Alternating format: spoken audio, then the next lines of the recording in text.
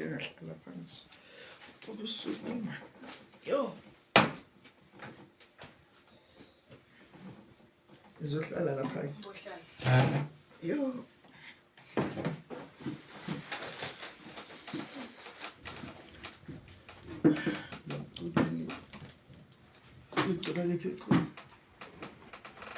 Azi mahlezi uqala abantwana. Masimbonge Nomsa kangaka simuthande simukhonze imihla ngemihla. Haleluya mokhulu umusa kaJesu simenyiwe namhlanje ukuya kuye.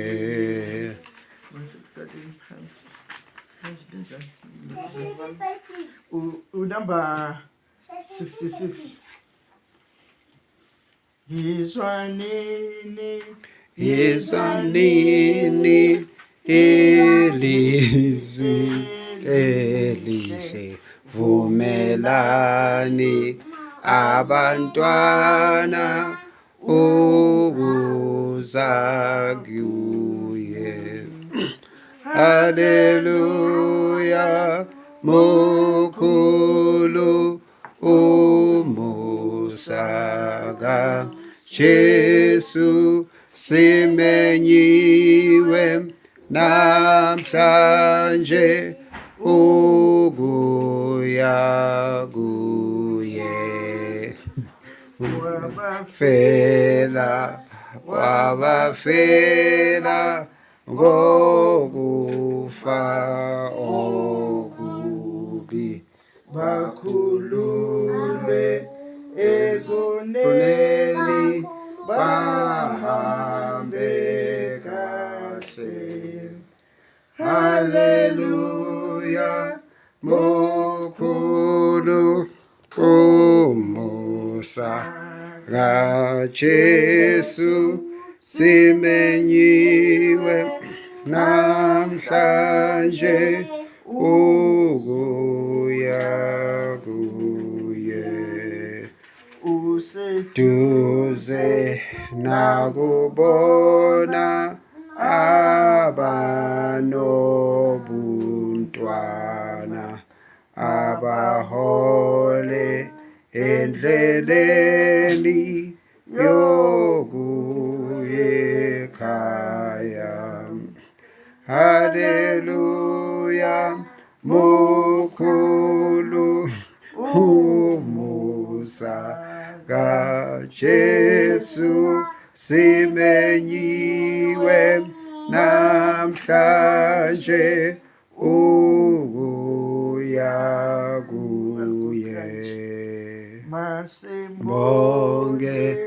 Masimbonge onomsa kangaka, simuthande simukhonze imihla ngemihla.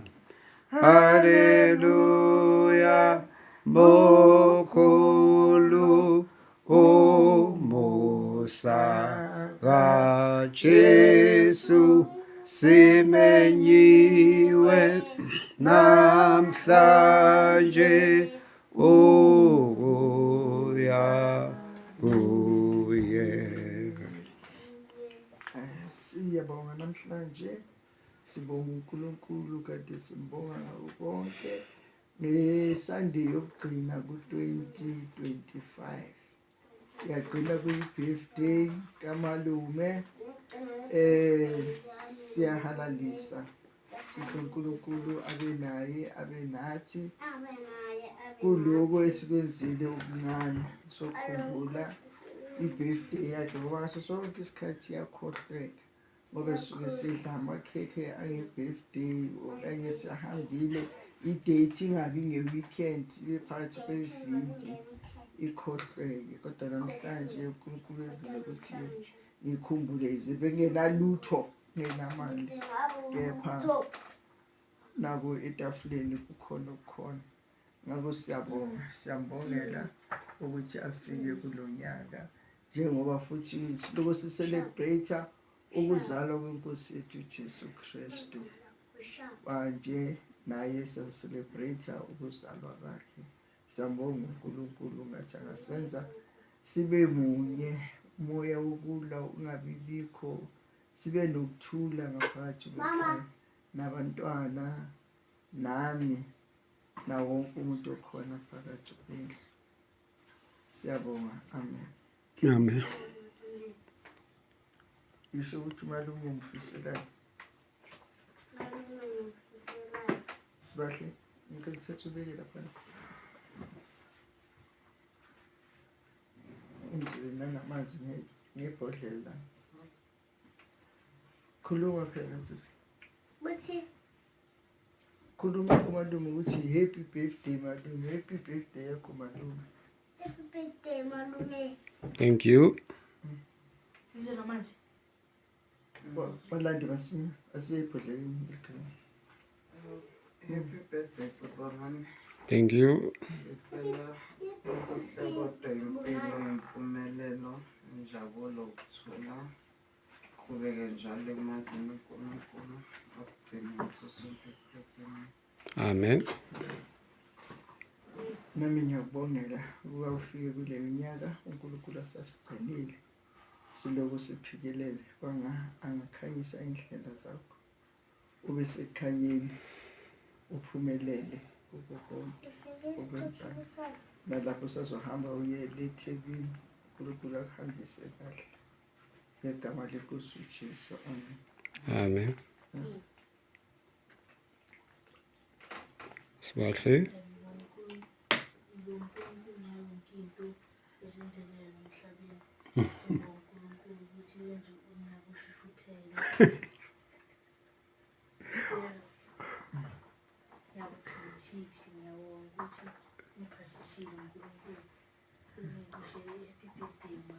Thank you. Yeah, now we professor. Thank you. Siyabonga sesol. Okay. Ngiyabonga egameni lenkosi uJesu Kristu i-session le yokubungaza birthday yami. Njengoba ngina 51 years. Ngibonga imilayezo yonke engiyitholile from ekseni. Yashutha. Yeah, from ekseni eyomndeni ngokwahlukahlukana neTseki High nayo ithumela imilayezo eminingi. And then na base nehlobo kanjalo ngiyazibongela ngama birthday wishes wonke ngiwatholile. And then nakho lokhu engiqaphela ukuthi uMandla washada nge-28 December, uLindile naye washada nge-28 December, ilanga lami liyi-28 December lokuzalwa, kanti futhi ngiqaphela ukuthi uDr. Wasikadlomo wazalwa nge-28 zika December. So ngiyabonga ngosuku-ke olubonakala lubalulekile. Washada nge-28 Ngashada 27 and 28. Hayi, ushada 27 and 27 and 28. and true. Yo, Kanti kwenzakalani vele? mina ngibamba. Kwenzakalani kanti? Ngiyatshela thini kanti nina kwamiya nashada ngabo 27 28. Exactly. Ngibambe nje ukuthi uyobheka 2014 ngembambi 27 Ha. 28. Hawu, 27 bokusekolweni 28 beSerockville. ha, Hayibo. yo. Hayi, this is amazing. Hayi kwazi uNkulunkulu ukuthi yini lebaluleke kanje ngedate yange-28 kwaMiya. Angeke kuvele kwenzeke, usho ukuthi kukhona okubalulekile. Siyambonga uNkulunkulu ngoba yena uyazi. Yabona into le ukuthi kumayelana nani. Wow, what an important date.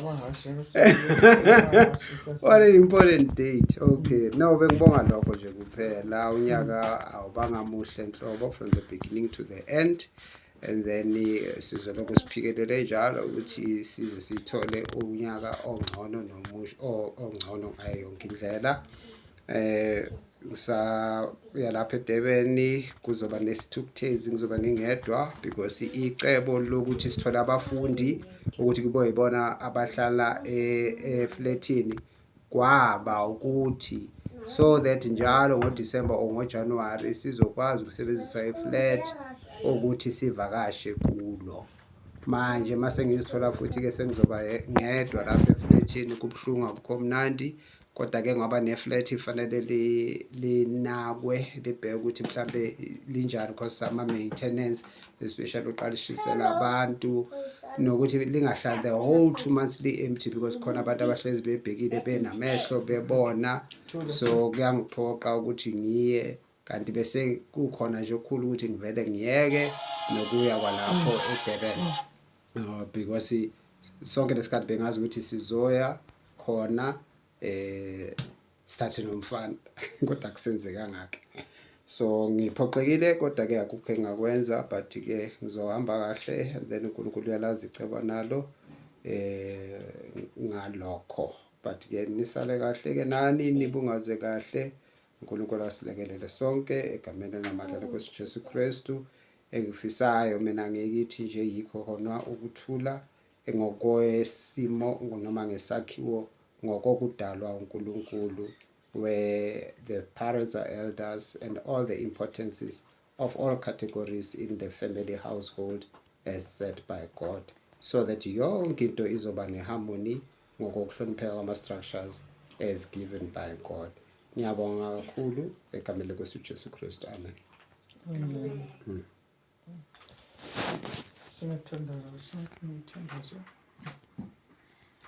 Hallelujah. Mukhulu umusa kaJesu simenyiwe namhlanje ubuya